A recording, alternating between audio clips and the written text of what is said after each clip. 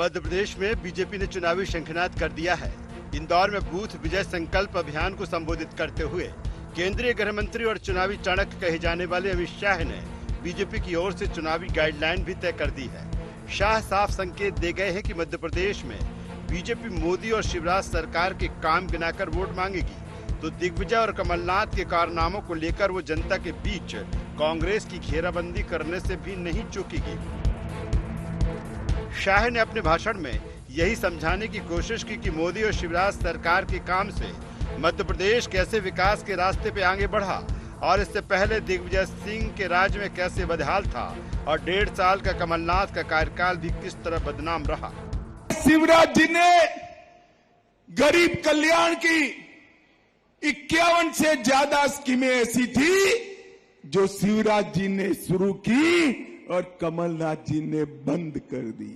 मध्य प्रदेश में उनके समय में कोई नई इंडस्ट्री तो नहीं आई। जो कोई इंडस्ट्री आई मोदी जी और शिवराज जी लाए, मगर इन्होंने एक इंडस्ट्री चालू कर दी, ट्रांसफर इंडस्ट्री जरूर चालू कर दी।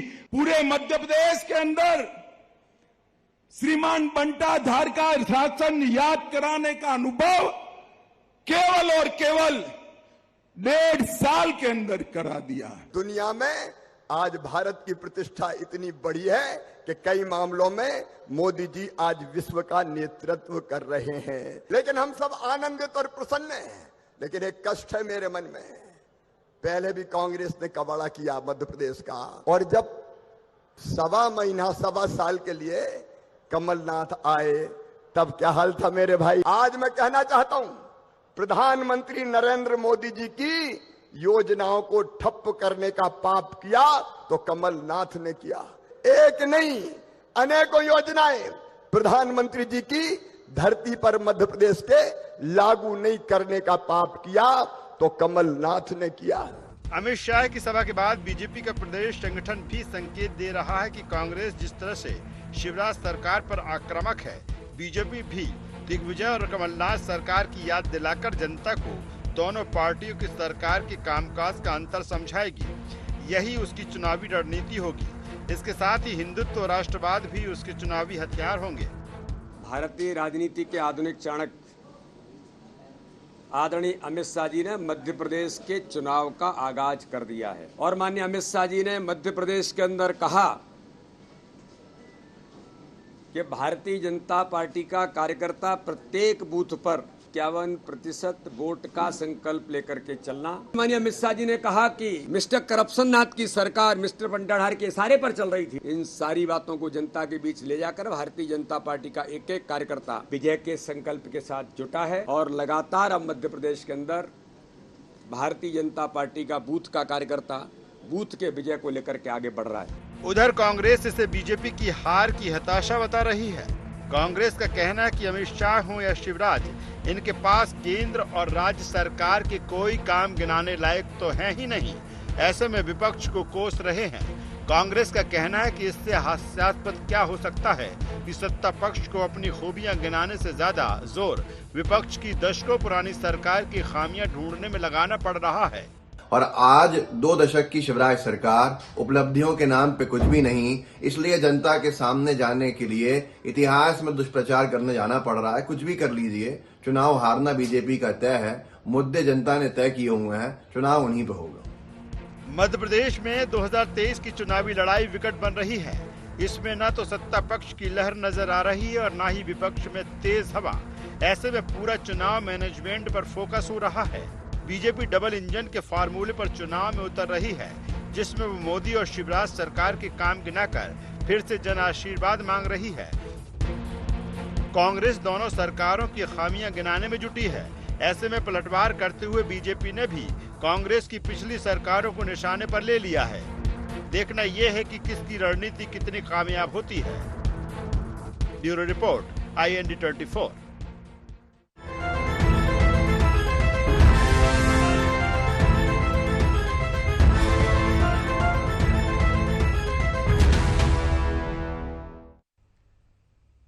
नमस्कार, IND एजेंडा शिवराज वर्सेस दिग्गीनाथ में आपका स्वागत है। मैं हूं राजेश सक्सेना। आज इसी मसले पर हम चर्चा करेंगे, लेकिन उससे पहले देख लेते हैं एजेंडा पॉइंट्स। क्या 2023 की चुनावी गाइडलाइन तय कर गए अमित शाह? शिवराज वर्सेस कमलनाथ, दिग्विजय सिंह होगी मध्य प्रदेश की चुनावी लड़ाई। दिग्विजय कमलनाथ सरकार की याद दिलाकर क्या संदेश दे रही है भारतीय जनता पार्टी? क्या अपनी और बीजेपी सरकार के कामकाज पर बहस को तैयार है कांग्रेस? तो आज के एजेंडे के अहम पॉइंट्स हैं जिसके इर्द गिर्द आज हमारी ये चर्चा होगी, डिबेट होगी। जिस तरह से जैसे जैसे जो चुनाव का समय नज़दीक आ रहा है, वैसे वैसे जो घमासान है मध्य प्रदेश का चुनावी घमासान, वो तेज होता चला है। जिस तरह से गृह मंत्री अमित शाह एमपी दौरे पर आए और अपने संबोधन के जरिए शंखनाद कर गए विधानसभा चुनाव 2023 का, और जिस तरह से चाहे दिग्विजय सिंह का शासन रहा हो 2003 तक, या फिर 15 महीने की जो सरकार कमलनाथ की रही है, उसको लेकर उन्होंने तीखा हमला दोनों पर बोला और कहा एक तरफ बंटाधार और दूसरी तरफ करप्शन नाथ। और उसके बाद ये चर्चा शुरू हो गई है कि अब जो प्रदेश का नेतृत्व है, हालांकि हम लंबे समय से यही बात कर रहे हैं कि केंद्रीय नेतृत्व भारतीय जनता पार्टी का जो पूरी तरीके से मध्य प्रदेश में एक्टिव है, लेकिन प्रदेश नेतृत्व को भी एक यहां से दिशा, जिससे गाइडलाइन की बात हम कर रहे हैं, वो देकर अमित शाह गए हुए हैं। दूसरी तरफ अगर कांग्रेस ये कह रही है कि इससे हास्यास्पद क्या हो सकता है कि आप अपने कामों को नहीं बता रहे हैं, आप दशकों पुरानी बातें कर रहे हैं। आज इसी मसले पर बातचीत करेंगे, चर्चा करेंगे। चर्चा शुरू करें उससे पहले अपने मेहमानों से आपका परिचय करा देते हैं, तारुफ करा देते हैं, फिर चर्चा को आगे बढ़ाएंगे। 3 मेहमान हमारी चर्चा में आज हमारे साथ में होंगे। हमारे साथ में हैं सनवर पटेल जी, प्रदेश प्रवक्ता मध्य प्रदेश भारतीय जनता पार्टी। स्वागत है सनवर जी आपका। हमारे साथ में है योगेश यादव जी, प्रदेश प्रवक्ता कांग्रेस। स्वागत करूंगा योगेश जी आपका। वरिष्ठ पत्रकार संदीप पौराणिक जी हमारे साथ में हैं। संदीप जी मैं आपका भी स्वागत करता हूँ। सीधे सनवर पटेल साहब मैं आपके पास में आता हूँ, ठीक है। पहले जिस तरह से देश के प्रधानमंत्री आपके नेता नरेंद्र मोदी जी आए और वो कई चीज़ें कह के गए, और उस समय ये कहा गया कि एक दिशा प्रदेश नेतृत्व को दे गए। अब ये कहा जा रहा है, आप जिस तरह से भारतीय जनता पार्टी कह रहे हैं कि अब चुनाव का शंखनाद यहाँ पर हो गया है। तो ये जो शंखनाद हुआ है 2003 से पहले जो दिग्विजय सिंह की सरकार रही है, 15 महीने की कमलनाथ की सरकार रही है, आप उसका जिक्र कर रहे हैं, तो यही अटैकिंग मूड है भारतीय जनता पार्टी का? देखिए राजेश जी, बहुत ही स्पष्ट है। और सबसे पहले तो मैं बताना चाहता हूं कि आपने जो कहा कि हमारे नेता, निश्चित रूप से हम सौभाग्यशाली हैं कि देश के ही नहीं दुनिया के सबसे लोकप्रिय नेता नरेंद्र मोदी साहब हमारे नेता हैं, इस देश के नेता हैं और देश के प्रधानमंत्री हैं। उन्होंने अपनी लाइन तय की है।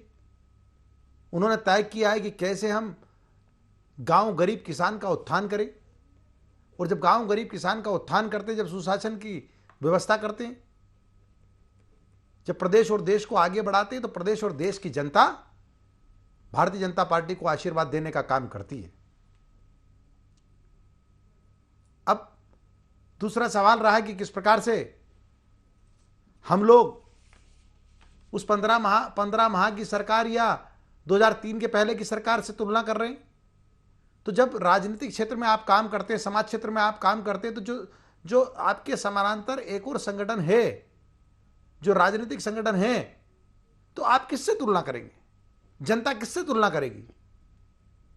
ये किसने नाम दिया बंटाढार? मध्य प्रदेश की जनता ने दिया। क्यों दिया? ना रोड थी, ना बिजली थी, ना पानी था। कृषि के लिए पानी नहीं, कृषि की पैदावार के लिए जब हमको मोटर पंप चलाना हो तो बिजली नहीं, घर के लिए बिजली नहीं, और सड़कों की हालत तो यह थी कि सड़क में गड्ढे या गड्ढों में सड़क, पता ही नहीं चलता था।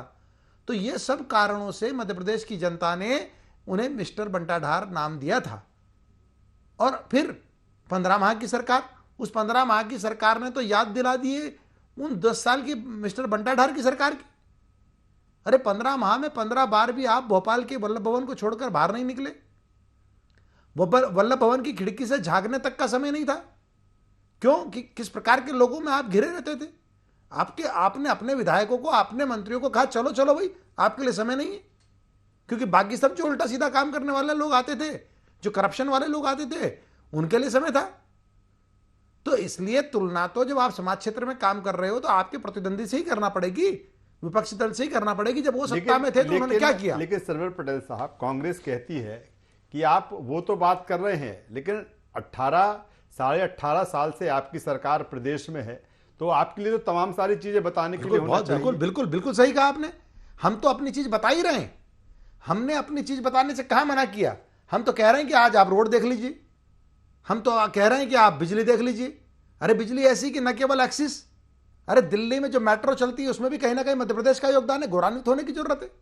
हम कहते हैं आप पानी देख लीजिए, 2003 तक मात्र 6 लाख हेक्टेयर में कृषि भूमि होती थी सिंचित, आज 42 लाख हेक्टेयर में कृषि भूमि सिंचित होती है।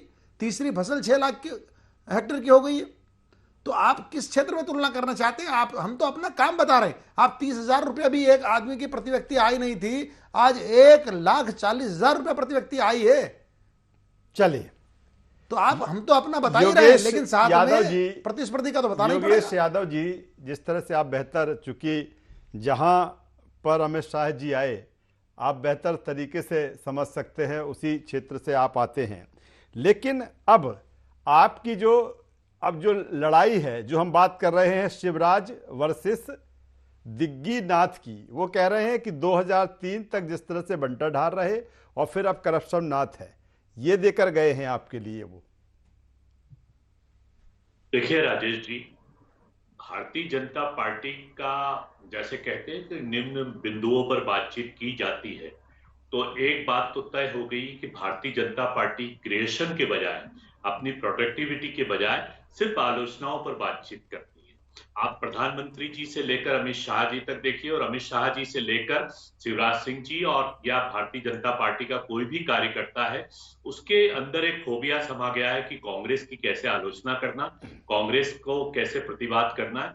और समाज शास्त्र का संदीप पौराणिक जी यहाँ पर उपस्थित है, वरिष्ठ पत्रकार है, वो जानते हैं समाज शास्त्र का एक फार्मूला है कि यदि आपको अपनी कमजोरियां छुपाना है तो आप दूसरे के ऊपर कीचड़ उछालो, दूसरे के ऊपर उनकी कमजोरियां का बताएं। ये अपनी स्वयं की कमजोरियों को कम करने का एक फार्मूला है। लेकिन आपके 20 साल के कार्यकाल के जो विफलताएं हैं, असफलताएं, वो तो नहीं छुपाई जा सकती। और इसका कारण मूल है अमित शाह जी ने जो मध्य प्रदेश में आकर मालवा के अंचल में, जैसे इंदौर में उन्होंने मीटिंग ली थी, उसका मूल कारण यह है कि शिवराज सिंह जी चौहान कहीं ना कहीं से अपने ट्रैक से भटक गए हैं या फेल हो चुके हैं, चूक चुके हैं। ये इसी बात का मैं पूछना चाहता हूं कि शिवराज सिंह जी का वो नारा कहाँ गया कि जब उनसे पूछा गया कि सर्वे क्या, गुप्त रिपोर्ट क्या, तो क्या सर्वे रिपोर्ट, गुप्त रिपोर्ट एक ही मामा।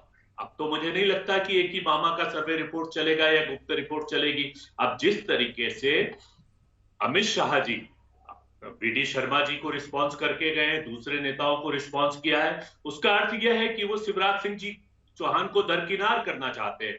और जहां तक रही बात कांग्रेस की सरकार की, तो शिवराज सिंह जी चौहान के 20 साल के कार्यकाल और मात्र 12 या 13 महीने के कार्यकाल, क्योंकि उसमें लोकसभा का आचार संहिता भी लग गई थी, कि मात्र 12-13 महीने के कार्यकाल में कमलनाथ जी ने प्रगति के वो प्रतिमान स्थापित किए हैं। अभी ये कहा जा रहा था, मंच से कहा जा रहा था, वीडी शर्मा जी कह रहे थे कि कमलनाथ जी की क्या उपलब्धि रही, कोई उद्योग नहीं आए। तो मैं उनको बता देना चाहता हूं, मैग्निफिसेंट के दौरान एक दिन में 8,000 करोड़ की घोषणाएं नहीं हुई, एमओयू साइन हुए थे। 1.5 लाख करोड़ का लक्ष्य था, जिसको सरकार ने खरीद फरोख्त करके, भारतीय जनता पार्टी ने खरीद फरोख्त करके इस सरकार को गिरा दिया। आज यदि कमलनाथ जी की सरकार होती तो किसानों को ये दिन नहीं देखना चाहते। अभी ये कहा जा रहा है कि आय दुगनी हो गई। साहब, किसकी आय दुगनी हुई? महंगाई दुगनी हो गई है। 2020 तक का एजेंडा था, भारतीय जनता पार्टी का नारा था कि 2020 तक किसान की आय दुगनी की जाएगी। दुगनी तो आय नहीं हुई, लेकिन महंगाई दुगनी हो गई, बेरोजगारी दुगनी हो गई, भ्रष्टाचार दुगना हो गया। तो ये सारी बातें किसी भी आलोचना करने से पहले अपने गिरेबान को झांक कर देखना चाहिए। चलिए इस पर आगे बढ़ेंगे। आप बताइए कि आपने क्या किया। आपने मध्य प्रदेश को डायलिसिस पर ले गए। आप 3.25 लाख करोड़ का कर्ज है आपके ऊपर। आप कर्ज लेकर घी पर घी पी रहे हैं और घोषणाओं पर घोषणाएं करते जा रहे हैं। आता हूं योगेश जी, आता हूं दोबारा। संदीप पुराणिक जी हमारे साथ में है। संदीप पुराणिक जी, अब जिस तरह की लाइन लेंथ की हम बात कर रहे हैं जो अमित शाह जी देकर गए हैं, अब मान लिया जाए, क्योंकि पहले ये माना जा रहा था कि शिवराज वर्सेस कमलनाथ, लेकिन अब उसमें दिग्विजय सिंह का भी तड़का लग गया है। देखिए राजेश जी, कांग्रेस पर अगर आपको हमला करना है तो दिग्विजय सिंह के कार्यकाल को आपको याद कराना होगा। ये बात बिल्कुल सच है कि सड़क, बिजली, पानी की स्थितियां 2003 में बहुत खराब थी। वो स्थितियां बदली हैं। आज बीजेपी के को 18.5 साल का अपना रिकॉर्ड तो देना पड़ेगा या रिपोर्ट कार्ड पेश करना पड़ेगा। ऐसे में क्या 18.5 साल में वाकई में वो स्थितियां बदली हैं जिनकी जरूरत थी? क्या वो औद्योगिक विकास हुआ है?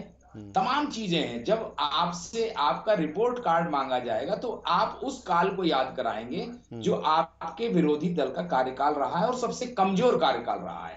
ये बेहतर रणनीति होती है राजेश जी। हम क्रिकेट में देखते हैं तो आप जब मैच खेलते हैं या फुटबॉल का मैच खेल रहे हैं या हॉकी खेल रहे हैं तो आप उस लाइन को पकड़ते हैं जहां सबसे कमजोर खिलाड़ी होता है, क्योंकि आपको वहां से प्रवेश करना बहुत आसान हो जाता है डी तक जाने के लिए।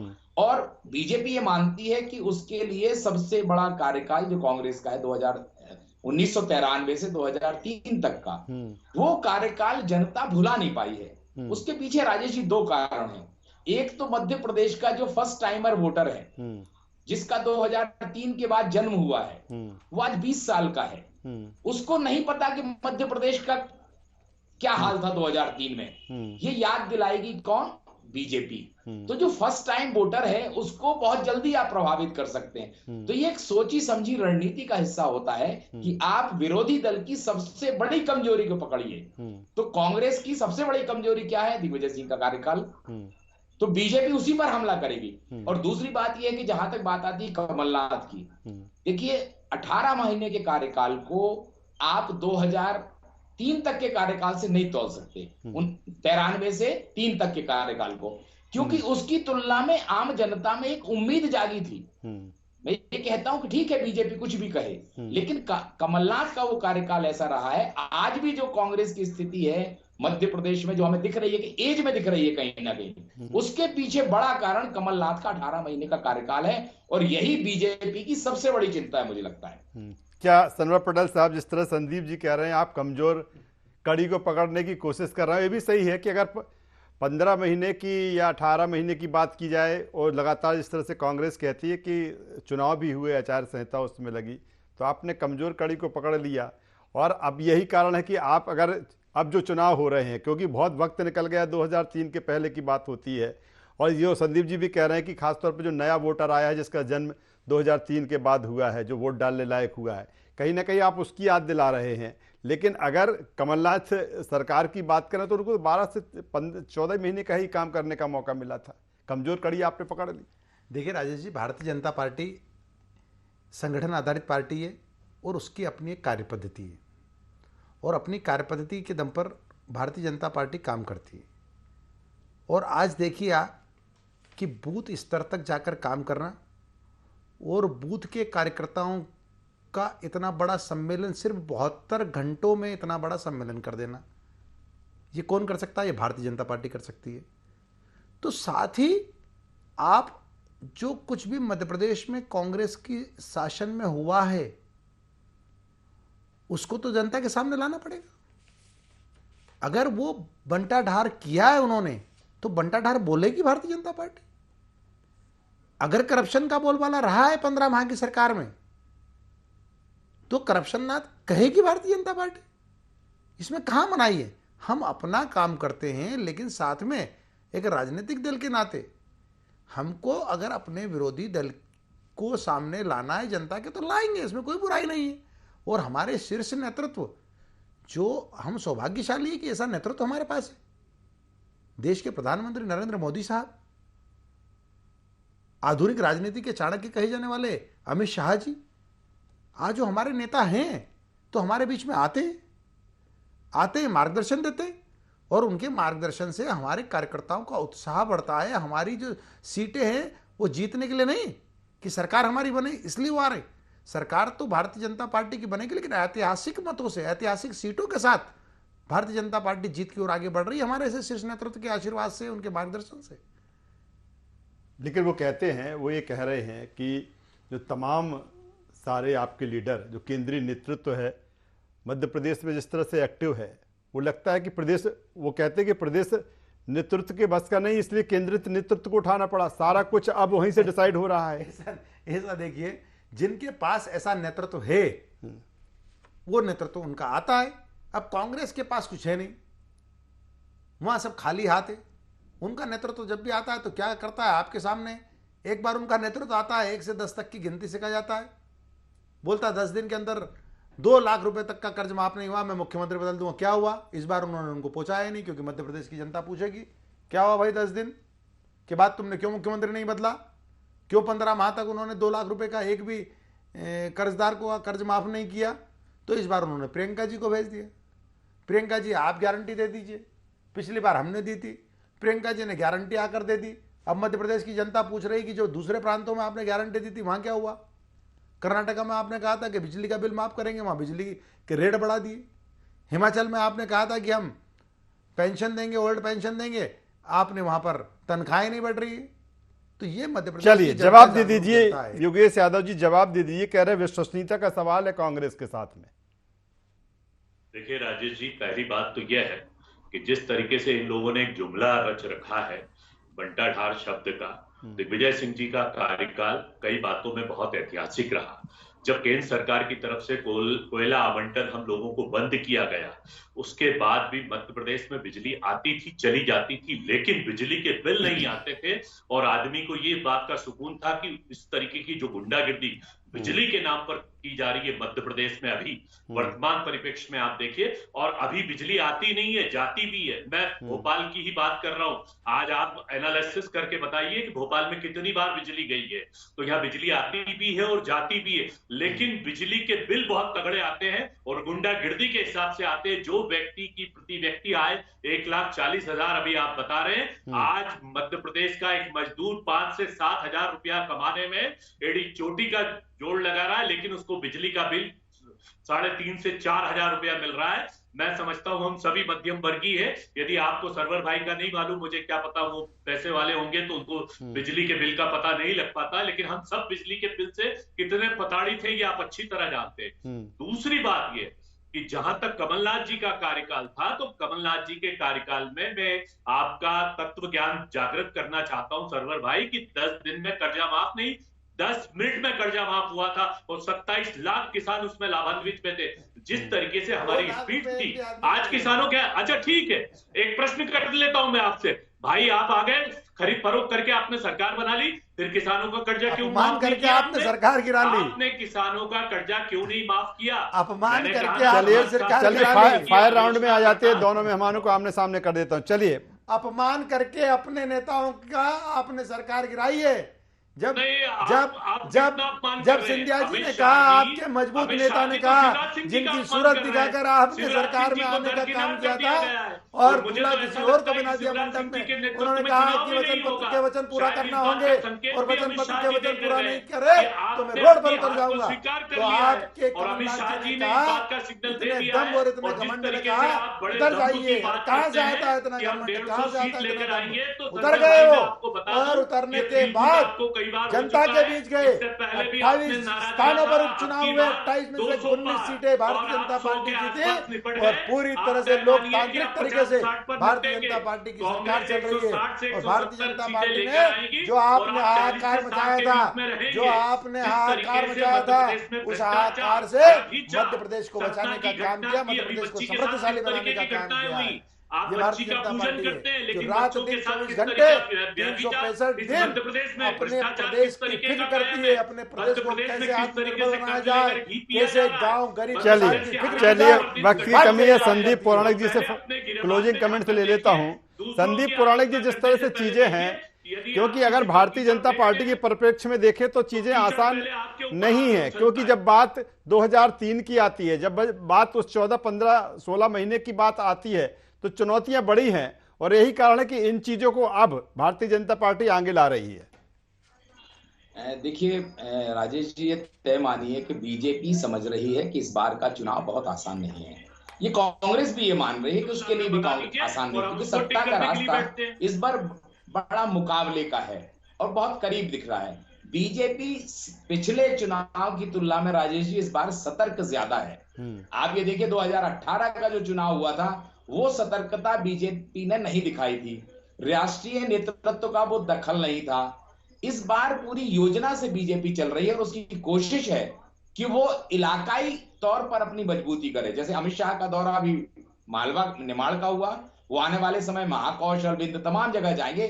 कुल मिलाकर के उनका निशाना उन इलाकों पे है जहां बीजेपी की स्थिति कमजोर आ रही है। और मुझे लगता है कि कार्यकर्ताओं में अगर आप उत्साह भर देंगे तो आपके लिए चुनाव में लड़ाई बेहतर हो जाएगी और अमित शाह लगभग मुझे लगता है वही काम करेंगे। चलिए, तो इस बार का जो जंग है, जो चुनावी जंग है, वो आसान नहीं है और लंबे समय से यही चर्चा हो रही है कि इस बार का जो विधानसभा चुनाव होगा पहले हुए चुनाव से कुछ अलग होगा। और दोनों यही कारण है कि चाहे वो भारतीय जनता पार्टी हो चाहे कांग्रेस, अपने अपने तरीके से अपनी तैयारी को, अपनी रणनीति को, अपने स्ट्रेटजी को अपने हिसाब से और मजबूत करती हुई दिख रही है। तीनों मेहमानों का यहाँ पर मैं धन्यवाद करता हूँ, शुक्रिया करता हूँ।